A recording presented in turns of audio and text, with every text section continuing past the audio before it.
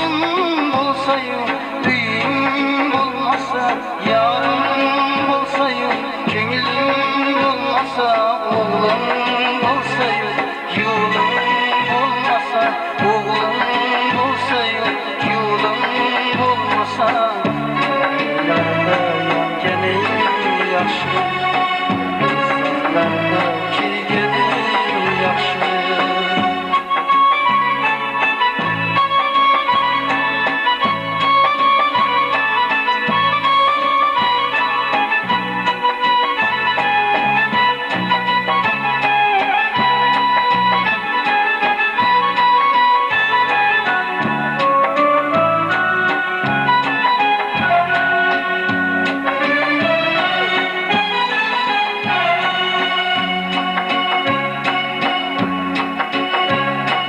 Adam bolsan, dinim bolmasa, kılar bir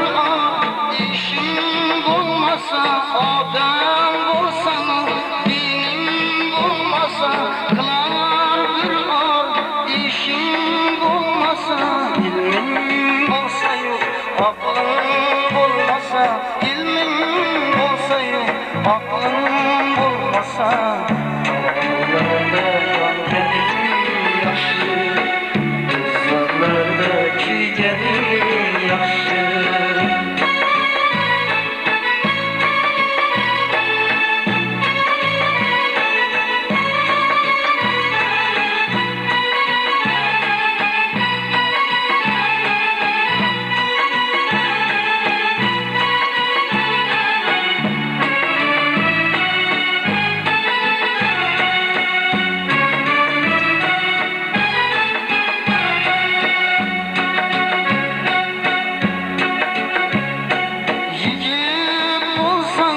Lepsin bolmasa, sazın bolsa yok, avazın bolmasa, yigit bolsan, lepsin bolmasa, sazın bolsa yok, avazın bolmasa,